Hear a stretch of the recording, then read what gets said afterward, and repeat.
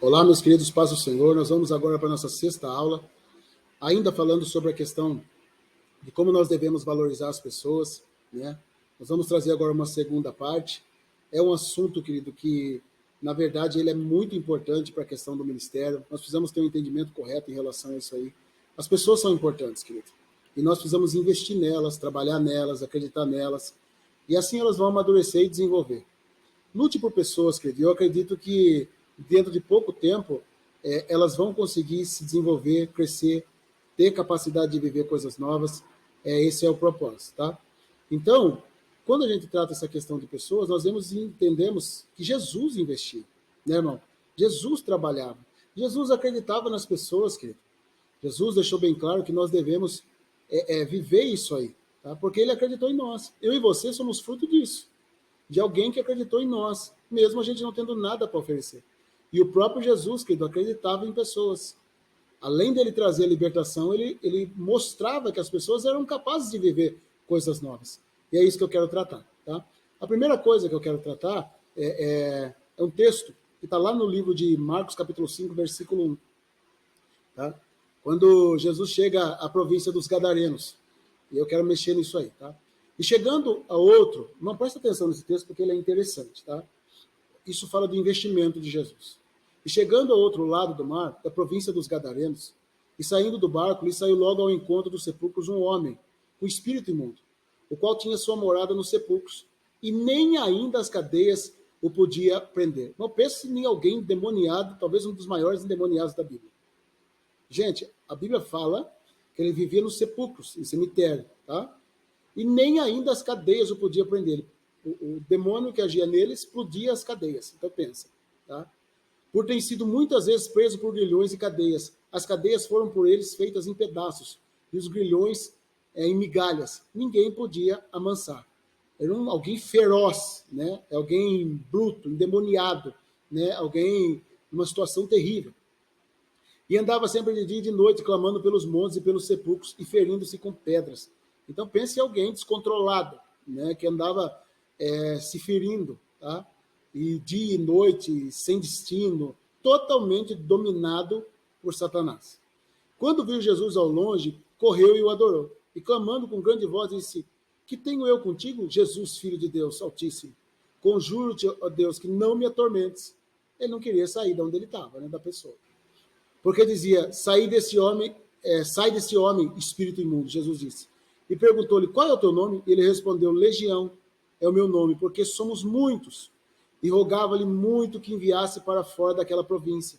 E andava ali pastando no monte uma grande manada de porcos. E todos aqueles demônios lhe rogavam, dizendo: manda-nos para aqueles porcos, para que entremos nele. E Jesus logo lhe permitiu. E saindo aqueles espíritos imundos entraram nos porcos, e a manada se precipitou a um espinhadeiro do mar. Era quase 2.000, e afogaram-se no mar. E os que se apacentavam porcos fugiram e anunciaram na cidade, nos campos, e saíram muitos a ver o que aquilo tinha acontecido. E foram ter com Jesus, e viram o endemoniado, o que tivera legião, assentado-se vestido em perfeito juízo, e temeram. Isso aqui é forte.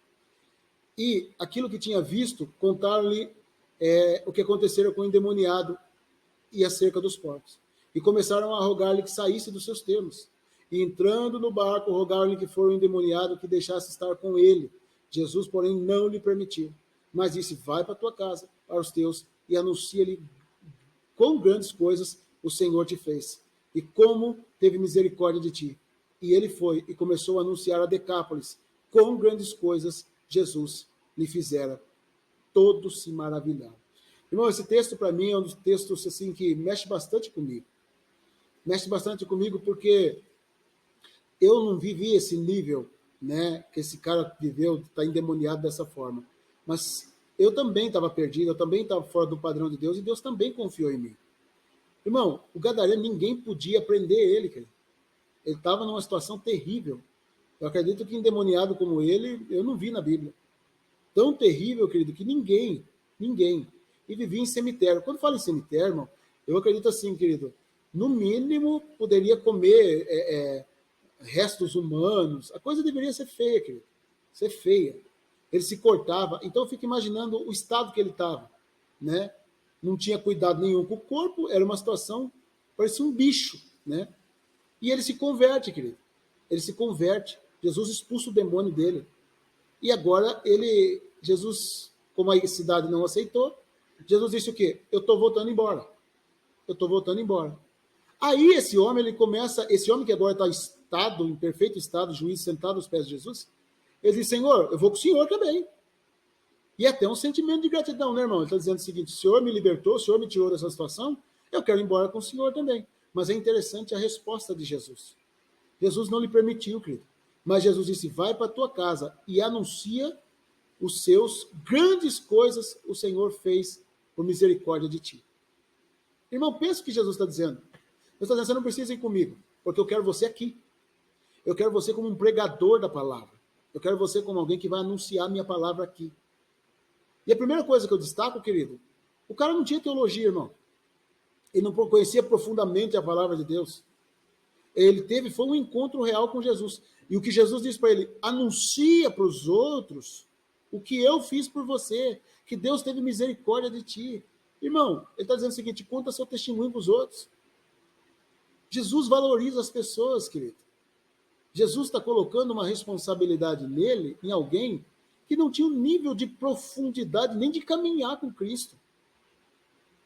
E Jesus está dizendo, volta para sua casa, conta seu testemunho, conta o que eu fiz na sua vida. Irmão, eu vejo muita gente, querido, que às vezes eles não... eu não sei pregar, pastor, mas vai contar o testemunho, querido, que Deus fez na sua vida. Conta como ele te libertou, como ele te salvou. Conta, querido, o que ele fez por você. Jesus, querido, anunciava tanto, acreditava tanto nesse homem, que mandou ele anunciar o evangelho a Decápolis. Olha o que Jesus disse. Jesus, porém, lhe permitiu, mas disse, vai para a tua casa, para os teus, e anuncia quão grandes coisas o Senhor fez por misericórdia de ti. Então ele foi, querido, começou a anunciar em Decápolis. Sabe o que é Decápolis, irmãos? Decápolis, querido, na verdade, é um conjunto de 10 cidades. Jesus colocou 10 cidades na mão desse homem, dizendo o seguinte, eu acredito em você. Eu acredito em você. O encontro, o impacto que você teve de relacionamento comigo foi tão forte que eu acredito em você. Você vai ser o homem que vai fazer a diferença nessa cidade. Irmão, Deus acredita em você também, que está me ouvindo. Deus confia em você, que Deus acredita nas pessoas, irmãos. Jesus está dizendo, eu vou embora. O que tinha que fazer, eu fiz. Eu libertei você para que você pudesse ser um instrumento de bênção para a vida dos outros. Querido, deixa eu dizer uma coisa, Deus confia em você. Deus tem um propósito com a sua vida. Deus te chamou para algo. Deus coloca pessoas na sua mão. Deus colocou a família. A primeira coisa que eles anunciam para os teus, para a sua família. Tua família é responsabilidade sua de ganhá-los.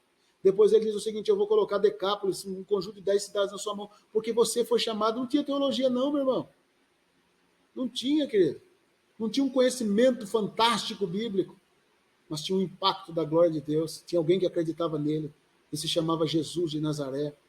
E esse alguém, querido, fez a diferença. Foi anunciar o evangelho para essas pessoas. Jesus acredita em nós. Jesus acredita nas pessoas. Nós devemos acreditar nas pessoas, querido. Nós devemos insistir em investir nas pessoas. Outra questão foi aquela mulher no poço de Samaria, meu irmão. João capítulo 4, versículo 20. Você conhece a história. Quando Jesus vai pedir água para aquela samaritana, ela começa a dizer, o Senhor me pede água, né? O Senhor é judeu, como judeu, fala com o samaritano. Vamos entender isso aqui? João 4, 20 diz assim, ó, nossos pais adoravam nesse monte, essa mulher dizendo, e vós dizeis que é em Jerusalém o lugar onde se deve adorar. Disse-lhe Jesus, mulher, crê que a hora vem, que nem no monte, nem em Jerusalém adorareis ao Pai. Vós adorareis o que não sabeis, nós adoramos o que sabemos, porque a salvação vem dos judeus. Mas a hora vem, e agora é, em que os verdadeiros adoradores adorarão o Pai em espírito e em verdade, porque o Pai procura tais assim que o adoram. Deus é espírito, ele está dizendo para a mulher. E importa que os que adorem em espírito e em verdade. A mulher disse, eu sei que o Messias, se chama o Cristo, veio. E quando ele vier, nos anunciará tudo. Irmão, ela nem sabia que estava falando com o próprio Cristo. Jesus disse, eu sou, eu que falo contigo. E nisso vieram seus discípulos e maravilhavam-se dele estar falando com uma mulher. Todavia, nenhum disse pergunta alguma. Ou porque falava com ela. Deixou, pois, a mulher um cântaro. Irmão, ela até se esqueceu do que ela foi fazer lá. O impacto do contato com Jesus, da revelação, do Jesus se anunciando para ela, foi tão grande que ela esqueceu o cântaro, e foi à cidade. E disse aos homens da cidade: vinde, vede um homem que disse tudo quanto tenho feito. Porventura não é esse o Cristo? Saíram, pois, da cidade e foram ter com ela. Eu acho isso interessante, querido. A mulher abandona o cântaro, se esqueceu do cântaro. E ela, querido, teve as palavras. Sabe como que ela foi lá anunciar? Ela não foi falando teologia. Ela não foi trazendo um impacto da teologia. Ela não foi falando, né, daquilo que realmente, né, era forte na questão da teologia. Nada, querido. Ela foi lá e diz, olha, tem um homem que falou tudo da minha vida. Será que não é ele o Cristo? E a Bíblia diz que o povo sai, querido, de onde está e vai até ela. E vai junto com ela, vai até Jesus. Sai daquele lugar e vai até Jesus. Irmãos, eu fico perguntando, querido, essa mulher, irmão, nem dentro de um padrão cristão ela estava de forma autêntica. Mas, querido, você vê, debaixo de um monte de limitação, Jesus usou essa mulher como um instrumento para trazer as pessoas para que ele pudesse falar do Evangelho. Querido, Deus tem um chamado, Deus acredita nas pessoas. Essa mulher talvez seja a mulher mais improvável para poder que o Evangelho fosse anunciado lá. Mas foi ela, querido, foi ela, sem um nível de teologia. Ela não trouxe uma pregação impactante, não, ela diz, olha, vamos lá, gente, vamos lá. Um homem disse que tem tudo que eu tenho feito, ele falou. Será que não é ele o Cristo? Será que não é ele que a gente está esperando? Então, irmãos, o que eu estou querendo dizer para você? Talvez você não tenha uma bagagem espiritual. Talvez você não tenha uma capacidade tão grande. Talvez você não fez teologia da forma que deveria. Talvez você não tenha um nível fantástico de conhecimento. Mas você tem o seu testemunho. Você tem aquilo, da mesma forma que o gadareno tinha aquilo que Cristo fez, essa mulher samaritana tinha o que Cristo fez. Então, irmão, nós precisamos ter esse entendimento, querido. Nós precisamos ter essa percepção de saber que Cristo acredita em nós e nos leva como instrumento para tocar as outras pessoas. Eu e você, querido, nós temos um chamado na nossa vida e nós precisamos cumprir esse chamado. Nós precisamos viver isso, querido.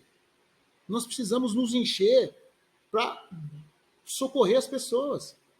Eu vejo muita gente hoje que diz o seguinte, pastor, mas eu não tenho capacidade. Irmão, eu acredito assim, tudo começa orando, buscando. Vai em Deus, querido. Teve um encontro real com Deus, ora a Deus, peça uma direção e vai pregar o evangelho, irmão, porque isso aqui Deus responsabilizou todo mundo. Ele diz, ide por todo mundo, pregar o evangelho a toda criatura, quem crer e for batizado será salvo, quem não crer já está condenado. Ele está falando, querido, que é uma comissão que foi estabelecida para todos nós.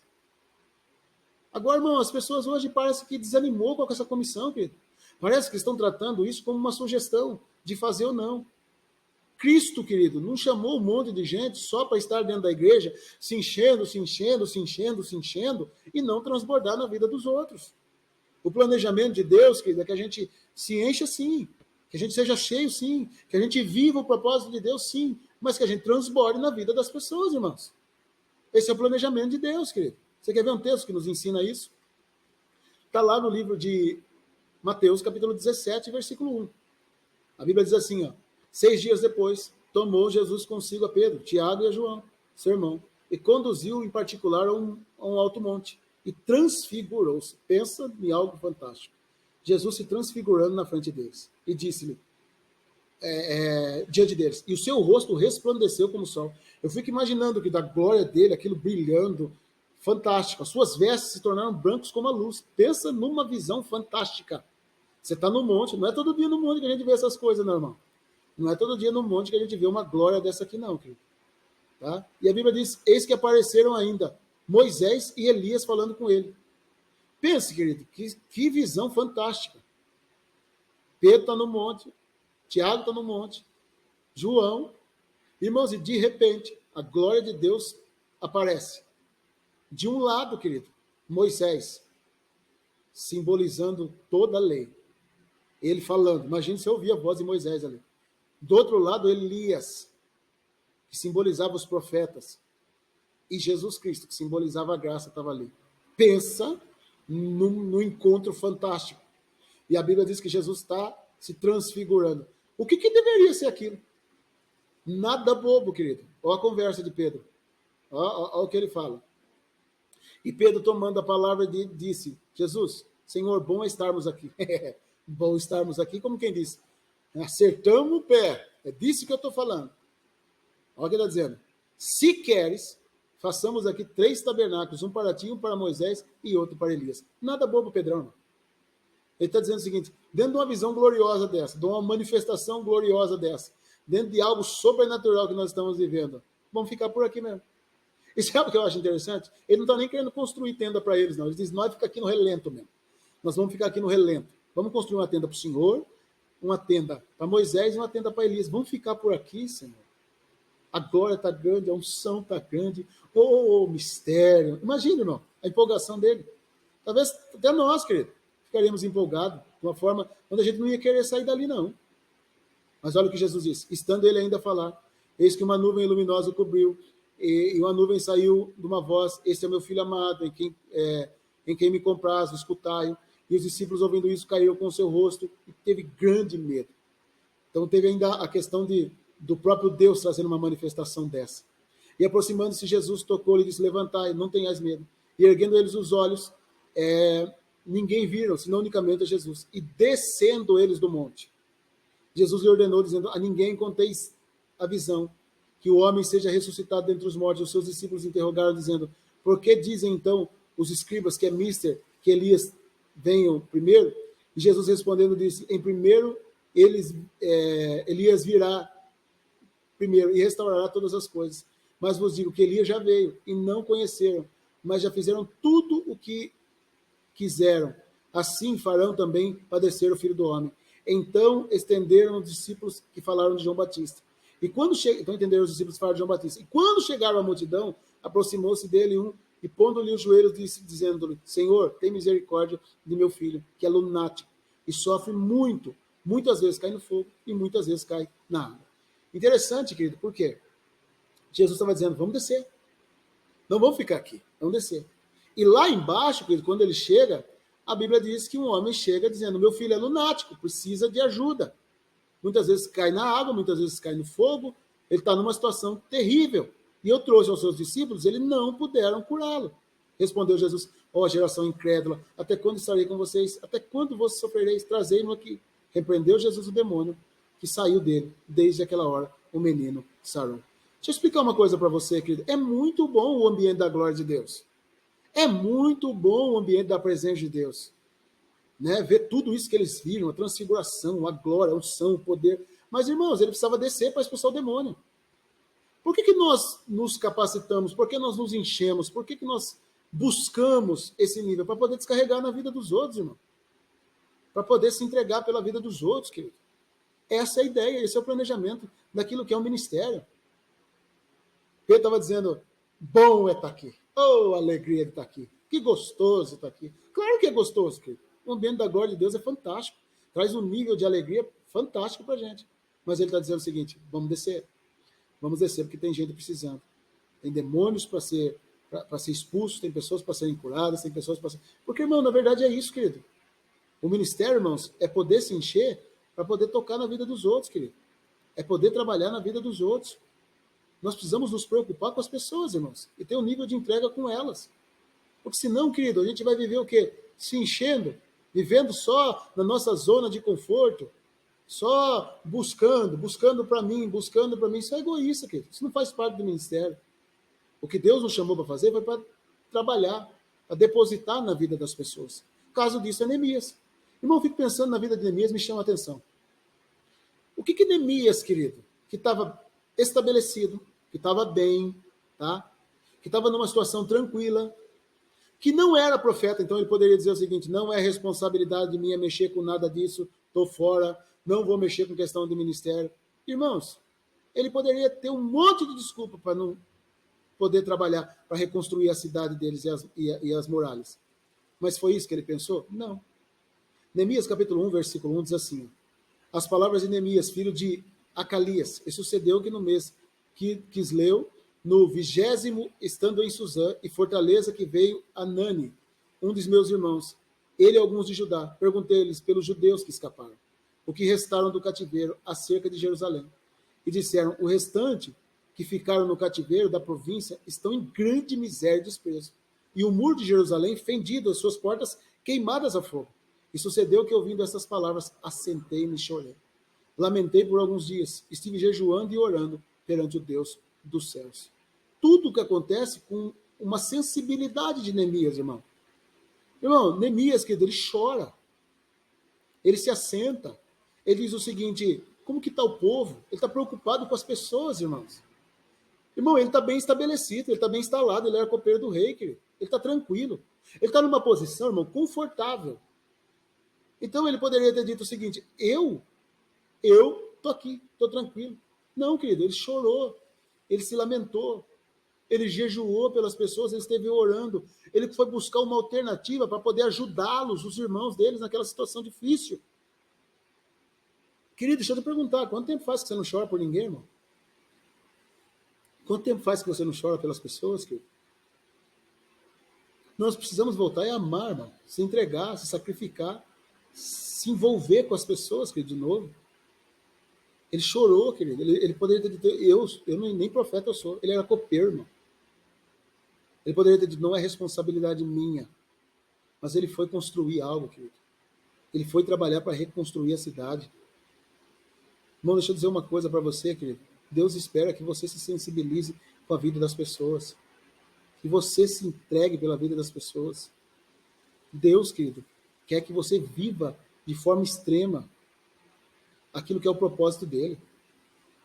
Irmãos, você precisa entender, querido, que é de um.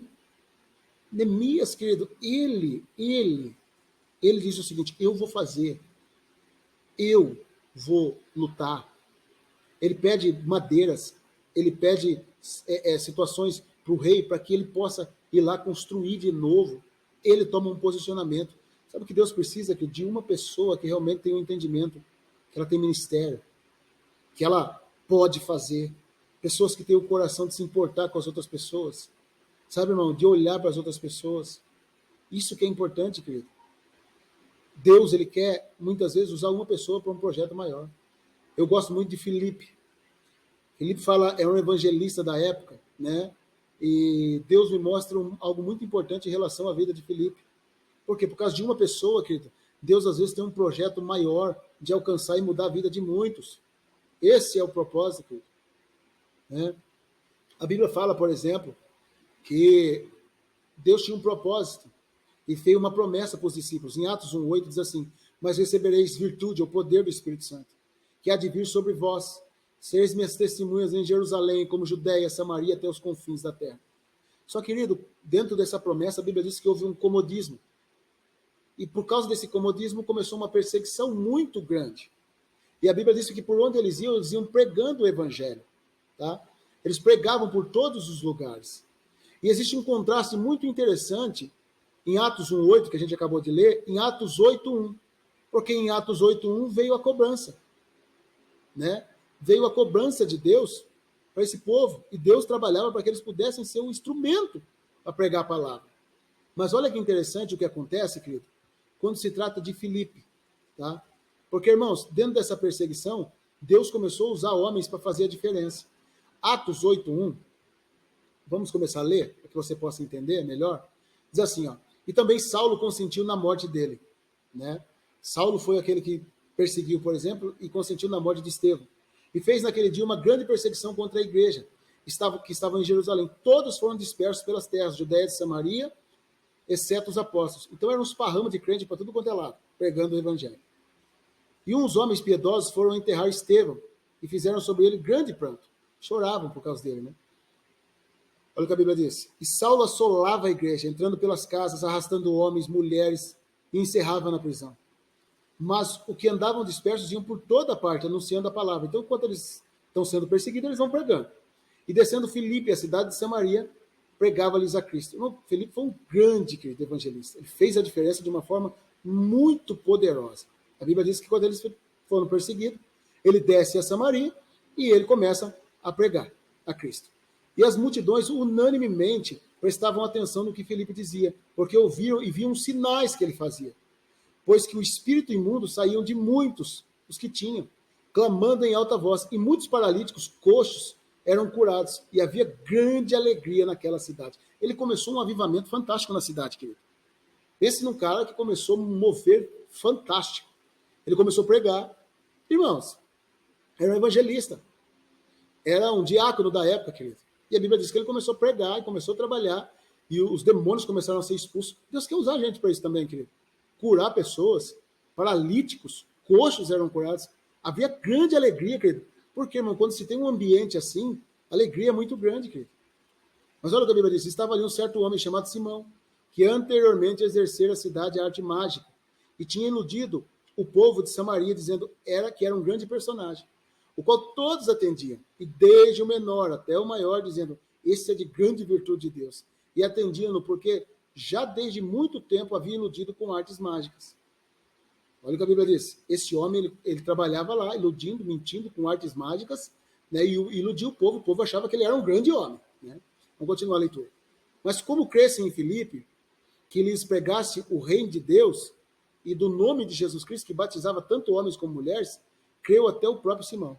E sendo batizado, ficou em contínuo com Filipe. O que aconteceu? Quando ele vê tudo aquilo que está acontecendo com Filipe, até o próprio Simão mágico, ele se converte, né? Ele se entrega a Deus e começa a caminhar com Filipe. Vendo os sinais e grandes maravilhas que se faziam, estava atônito.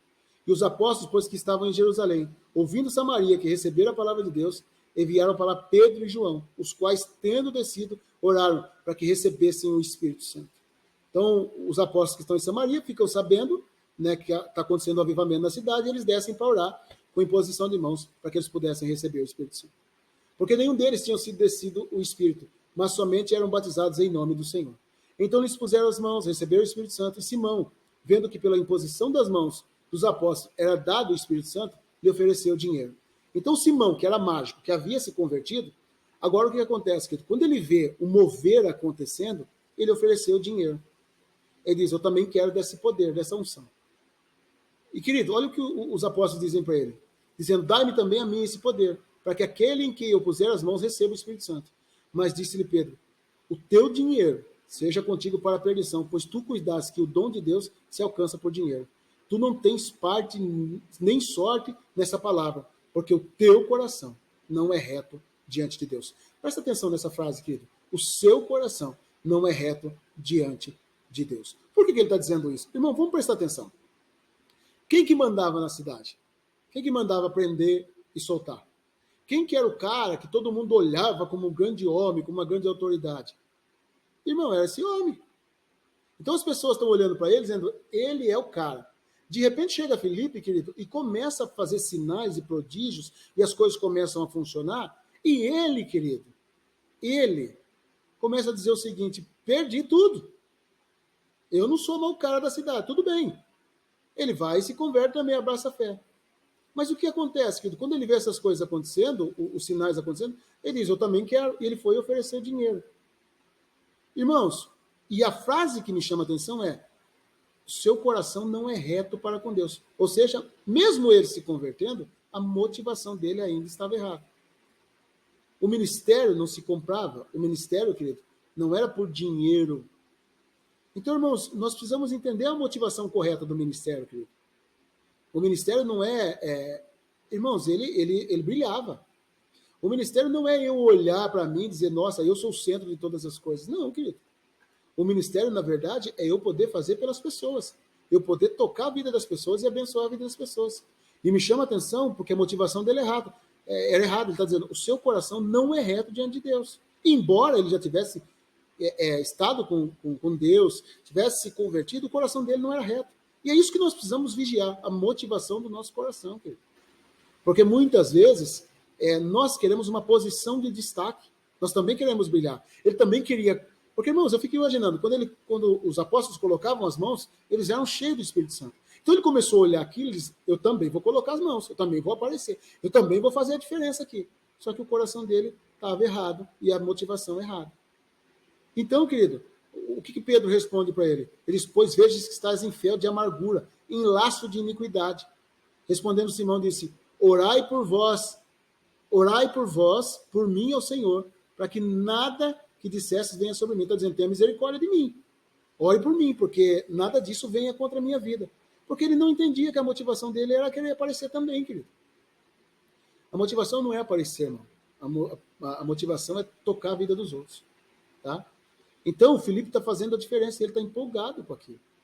Mas vamos continuar a leitura.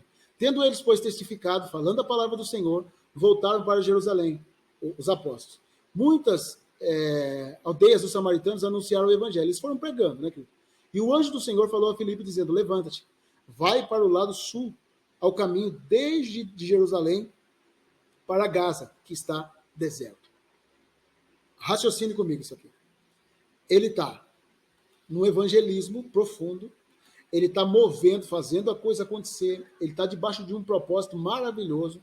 Irmão, pense num cara que está movendo de forma poderosa. Querido, está acontecendo um avivamento em Samaria. Tanto que os apóstolos, a nata desceu para ver o que estava acontecendo, para impor as mãos para que eles pudessem receber o Espírito Santo. Agora, querido, Deus fala para ele, levanta-te, vai para o lado do sul, do caminho que desce de Jerusalém para Gaza, que está deserto. Deus está mandando ele para o deserto. Lugar que não tinha ninguém. Irmão, como que Deus tira alguém de um baita avivamento e manda ele para um lugar onde está deserto? Interessante que Filipe não questionou, querido. E a Bíblia diz que Deus tinha um propósito para aquilo lá. Qual que era o propósito, pastor? Vamos continuar a leitura. Tá? Lá tinha um etíope. Tá? E a Bíblia diz que ele está passando por ali. Olha como que Deus trata as coisas, querido. Olha como que Deus é fantástico. Vamos continuar. E levantou-se e foi, eis que um etíope, eunuco, mordomo-mor, de Candace, rainha dos etíopes, o qual era superintendente dos seus tesouros, tinha ido a Jerusalém para adoração. Regressava e, assentando-se no seu carro, lia o profeta Isaías. E disse o Espírito a Filipe, chega-te e ajunta-te a esse carro. O Espírito fala assim para Filipe, vai lá perto, encosta nele, pode ir lá, esse é o propósito, vai lá. E a Bíblia diz que ele foi lá. Irmão, imagine, o cara está aqui, andando na carroça dele, e Filipe está aqui trotando do lado.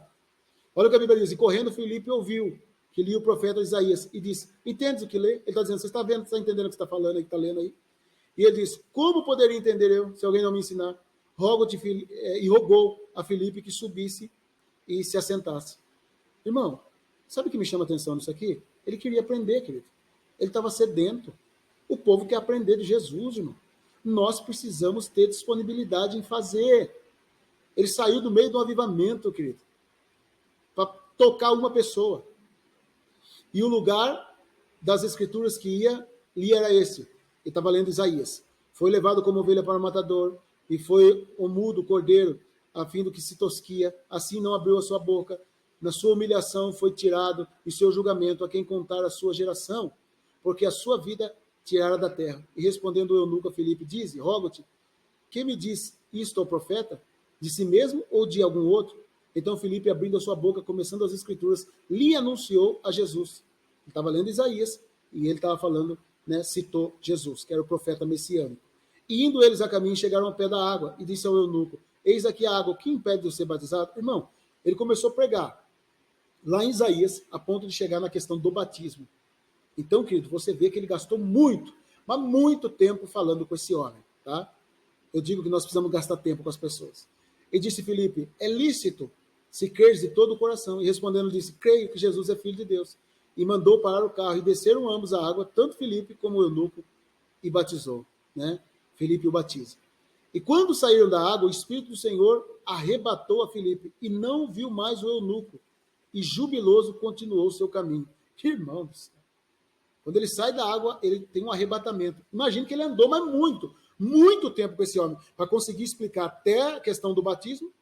Então a história, querido, o que me chama a atenção em relação a isso, é que esse etíope, a história conta, que esse etíope conheceu Jesus através de Filipe. Tá? E a Bíblia está deixando bem claro. E esse homem, ele, olha o que a Bíblia diz, ele foi responsável por poder anunciar o evangelho a toda a Etiópia. Então, quando você vai ler essas histórias, você começa a entender o quê, querido? Deus tem um propósito. Uma pessoa, irmão, que você ganhe para Jesus, pode fazer toda a diferença. Uma pessoa, querido, pode mudar a vida de muitas outras pessoas. Uma pessoa, querido, pode fazer toda a diferença na vida de outros. Então, irmão, a ideia é a seguinte, querido, nós precisamos investir em pessoas. Muitas vezes Deus manda a gente para algum lugar, alguma situação. Não questione, querido, faça. Faça. Ele saiu do meio do avivamento, irmão, para poder pregar para esse homem. E esse homem foi um instrumento para outros. Vamos continuar a leitura? E Filipe se achou em Azoto, indo, passando, anunciando o evangelho em todas as cidades, até chegou a Cesareia. Então o Espírito Santo não deixou nem ele embora a pé. Arrebatou ele e levou ele embora. Irmãos, isso aqui é fantástico. Querido, isso aqui nos traz um monte de lição. Deus é responsável por você. A lição de que nós precisamos tocar, nem que seja uma pessoa. A visão de que nós somos importantes dentro desse propósito de implantar o reino de Deus. Isso é uma coisa que nós precisamos ter discernimento, querido, entendimento. Nós precisamos viver o que Deus colocou na nossa vida. É aquilo que Deus estabeleceu para nós. Investir nas pessoas, irmãos. Amar as pessoas. Se entregar pelas pessoas. Esse é o propósito, querido. Amanhã ou depois, esse que talvez está dando trabalho para você hoje, é aquele que vai ser, querido, que vai fazer a diferença na vida de muita gente. Então não desista de ninguém. Deus abençoe a sua vida, meu amado. Invista nas pessoas. Agora, na próxima aula, nós vamos continuar falando desse assunto. Tá? Invista nas pessoas. Lute pelas pessoas.